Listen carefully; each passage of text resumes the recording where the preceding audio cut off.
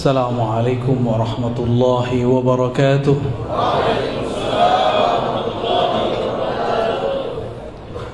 Alhamdulillahilladzi ja'alana min ummati sayyidina Muhammad sallallahu alaihi wasallam wa abrazana fi akhir zaman. Wa salli ala sayyidina Muhammad wa ala alihi wa ashabihi wa li baitihi wal mahdi khalifatihi wa sallam. Amma ba'du. Abuya Abdul Razak Khalifah Ali mata Allah fi hayati, Abuya Kiai Mufti, aneh candain beliau kemarin. Ini Pak Kiai kalau tidur aja tetap jadi mufti. Para tengku, para masyayikh, Abuya, Abati, tidak mungkin saya sebut satu persatu karena tidak hafal juga namanya. Tapi melihat wajah antum, Masya Allah, qamarun seperti rembulan sallallahu alaihi wasallam. Qamarun itu nama Nabi Muhammad sallallahu alaihi wasallam. Nabi sallallahu alaihi wasallam dibayangkan oleh seorang tabi'in wajahnya seperti pedang. Dalam hadis Bukhari, Jabir ditanya, Jabir ibn Samurah, hal wajhun Nabi sallallahu alaihi wasallam kasayf? Wajah Nabi seperti pedang. Ini pedang nih. Waduh, horor sekali ini. Ini ada isinya nggak nih? Boleh dibuka dikit. Pedang itu tajam, menegangkan. Kalau sudah dibuka, semua orang ketakutan. Jadi ada orang membayangkan kalau ikut sunnah Nabi, kita harus tegang. Nggak ada sumringah kayak beliau ini. Ya, harus tegang. Beda. Sunnah. Apalagi Ustaz? Bahkan mereka menyebut guru dari Abuya Abdul Razak Sayyid Muhammad Ali Al-Maliki, waliullah kutub fi zamani. Mereka sebut dengan Taghut Makkah. Al-Habib Umar mereka sebut sebagai jahil murakkab. Ya salam. Itu dua-duanya wali kutub. Di kalbu mereka tidak ada kebencian. Abuya Said Muhammad bahkan masih berprasangka baik kepada Muhammad bin Abdul Wahhab, Imam Wahhabiyah. Seperti dalam kitab Mafahim Yajibu an Tusahhah. Alhamdulillah Abuya, para tengku di Jakarta kita hidupkan turas beliau. Alhamdulillah kita hidupkan. Jadi majelis pengajian itu sebagai mu'alafat beliau. Ya, ada apa? Fahmun nusus, ada mafahim, ada khasaisul ummah al-Muhammadiyah. Natamatta' bi mu'allafati. Itu enggak mungkin orang biasa nulis. Itu hanya orang-orang yang faham asrar-asrar yang bisa nulis. Dan la yafhamul asrar illa kibarul awliya. Yang faham asrar rahasia-rahasia itu cuma wali-wali besar. Ya. Maka nahnu nushhiduhuma, ya, Al-Habib Umar Abuya Sayyid, annahuma min awliyaillahi tabaraka wa ta'ala. Satu masih hidup. Kalau beliau wafat kita nggak tahu siapa nanti pengganti kekutuban beliau, ya. Semoga Allah memuliakan kita dengan adanya mereka. Amin ya rabbal alamin. Saya ini masih sangat muda dibandingkan beliau. Secara sanad kami disebut sanad Ali, sanad nazil. Beliau ini sanad Ali, saya sanad nazil. Jadi saya berguru kepada murid-murid tua daripada Abuya Said Muhammad. Ngambil sanad, talaki beberapa teks, kemudian minta barakah ijazahnya. Begitu juga murid-murid Syekh Muhammad Yasin Al-Fadan. Wa ma iltaqaitu bil Habib Umar illa marrah wahidah. Lakin Masya Allah, ra'aitu fi wajhi nurun Nabi sallallahu alaihi wasallam. Enggak ada kebencian. Beliau tidak pernah kritik kelompok sebelah seperti saya mengkritik, tapi beliau masih dicaci maki oleh mereka.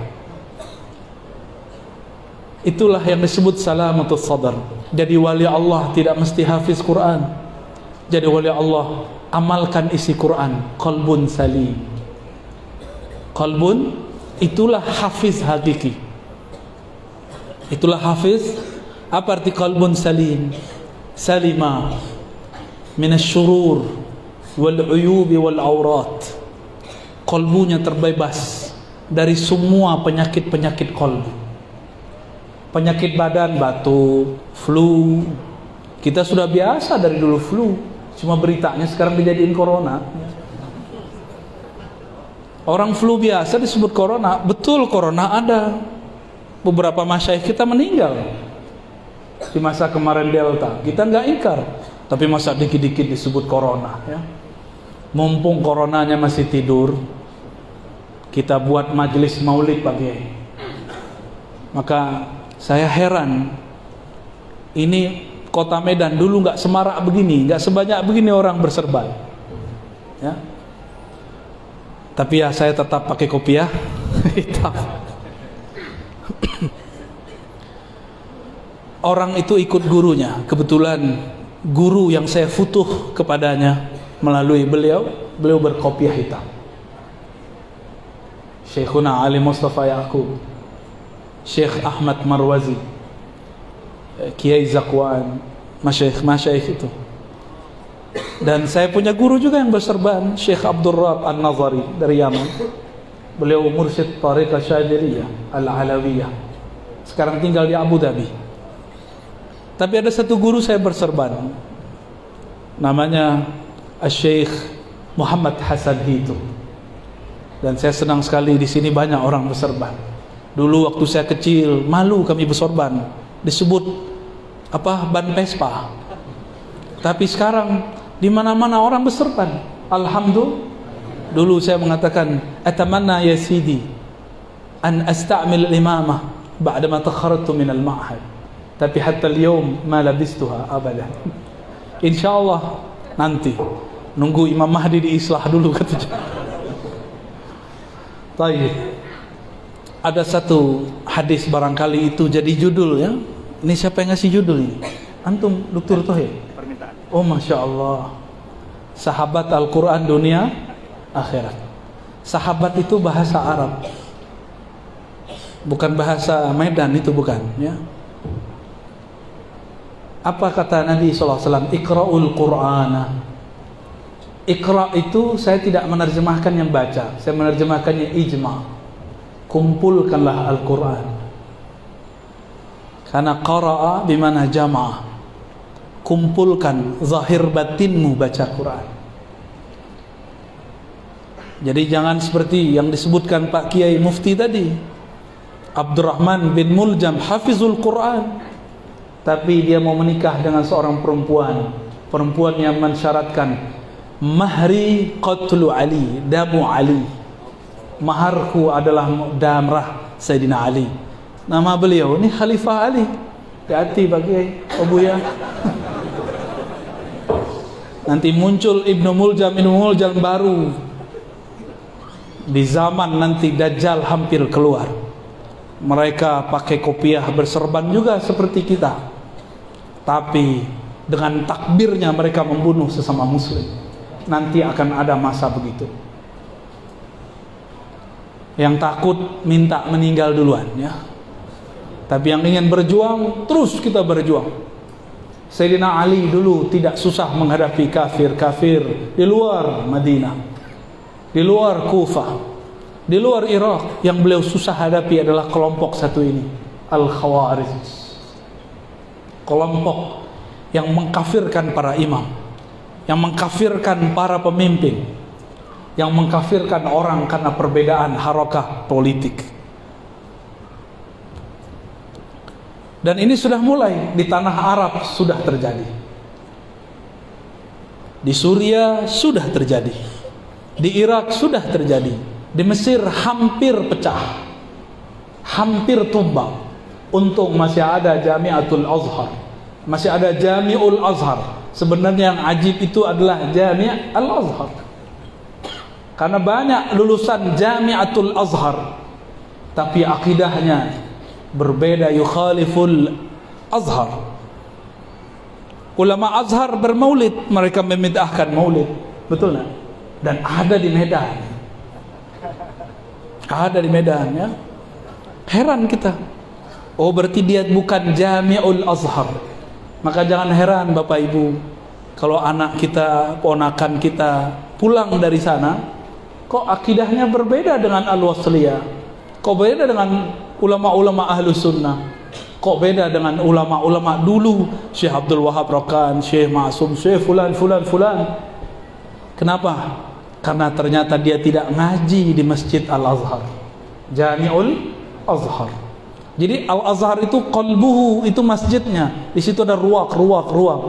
Dr. Tahir ini adalah produk daripada ruak itu. Makanya masih aman sampai sekarang ya. Pakai batik malah ya. Celananya gimana? Agak jingkrang apa ke bawah.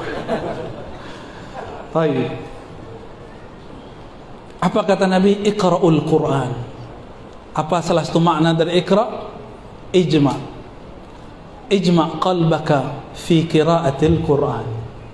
Kumpulkan kalbumu, zahir batinmu saat membaca Quran. Maka kalau baca Quran, Bapak Ibu taruh handphonenya. Kecuali baca Qurannya pakai handphone, maka matikan dulu. Adab. Lagi ada risalah cinta dari Allah Subhanahu wa ta'ala.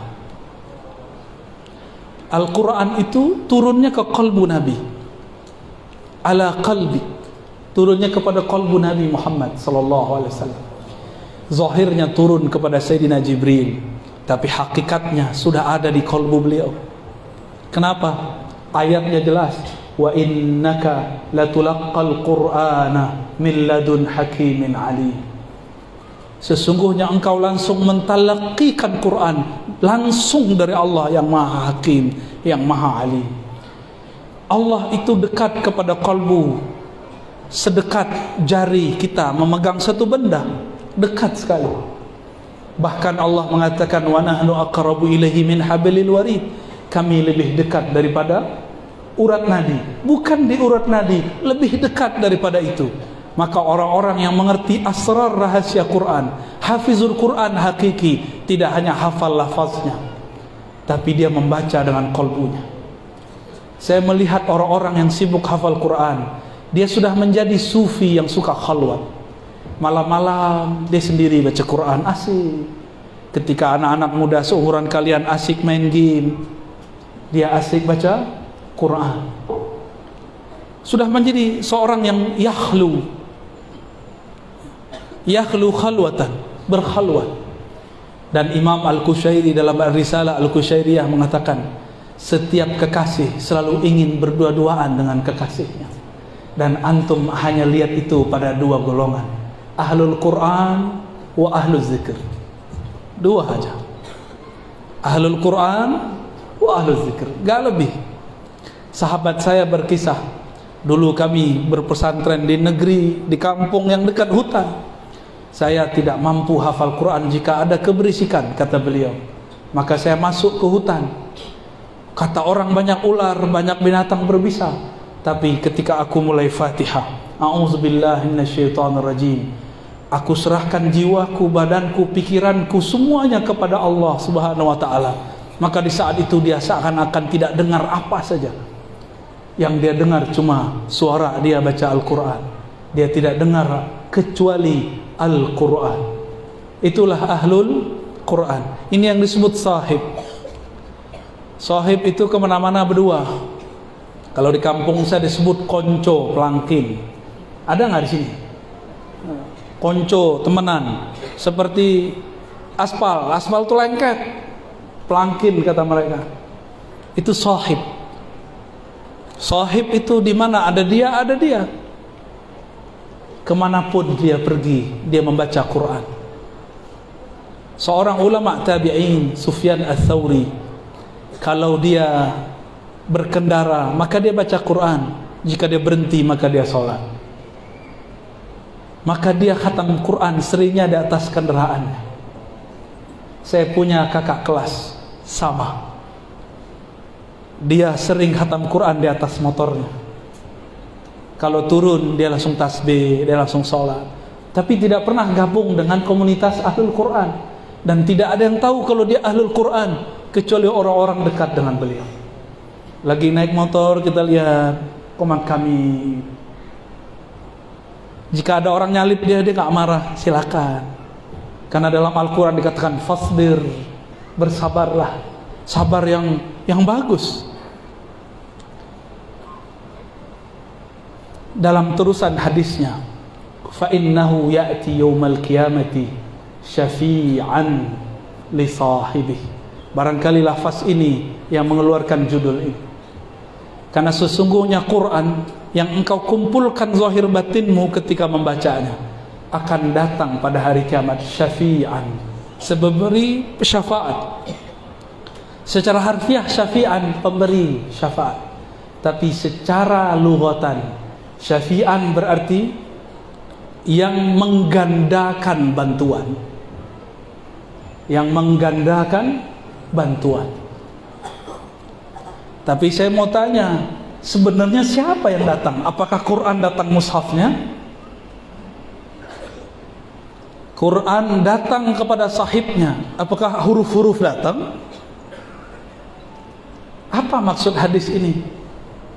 Itulah jawaban Sayyidatuna Aisyah ketika Sayyidatuna Aisyah radhiyallahu taala anha ditanya, bagaimanakah akhlak baginda Rasulullah sallallahu alaihi wasallam? Apa kata beliau? Khuluquhul Quran.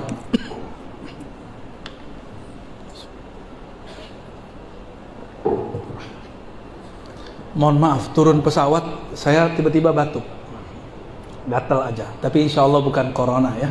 Kalau corona saya sudah tepar ya. Biasa, udah lama nggak naik pesawat 2 jam. Lupa minum, ya salam. Apa kata Sayyidatuna Aisyah? Khuluquhul Quran. Khuluq, apa arti khuluq? Apa beda khuluq dengan khalq? Al-Imam As-Surawardi mengatakan dalam kitab Awarif, khuluq itu nilai pada khalq. Kalau khalq itu fisik, tidak bisa dirubah kecuali di Korea Selatan. Operasi plastik. Nah, orang Medan ini banyak hidungnya mancungnya ke depan ya. Di tempat lain banyak mancungnya ke belakang. Mungkin dulu ada campuran kali di sini ya. Wallahu a'lam. Jadi nggak perlu. Tapi perempuan di Prancis hidungnya terlalu mancung, badannya pendek. Orang Prancis itu nggak terlalu tinggi, standar aja. Hidungnya terlalu mancung. Mereka kalau operasi plastik hidungnya dikurangi. Seharusnya kakak-kakak ini minta hidungnya orang Prancis ya. Jadi khuluq itu adalah qimah, nilai yang ada pada khalq, nilai yang ada pada bentuk tubuh. Mau nggak Abuya duduk bersama orang yang gagah tapi mulutnya kasar? Sabar nggak? Nyaman nggak? Nggak nyaman. Kita duduk, orangnya pakai baju kaos, tatoan, antingan, tapi kalau ngomong lembut, kita mikir, loh, tampang garang, kolbu lembut. Kita nyaman ngobrol. Disitulah ceritanya. Kenapa ada satu kiai, biasanya punya teman preman. Karena si preman ini ternyata punya sisi kelembutan. Ya, jadi nanti kalau ada yang ngaji pakai tatoan, terima aja. Ya, terima aja semua. Mau dia antingan, mau tatoan, terima. Karena Allah pandang kalbunya. Ya, lama-lama itu insya Allah berubah. Ya. Jika Rasulullah akhlaknya Quran, nilainya Quran, berarti beliau siapa? Fahuwa haqiqatul Quran.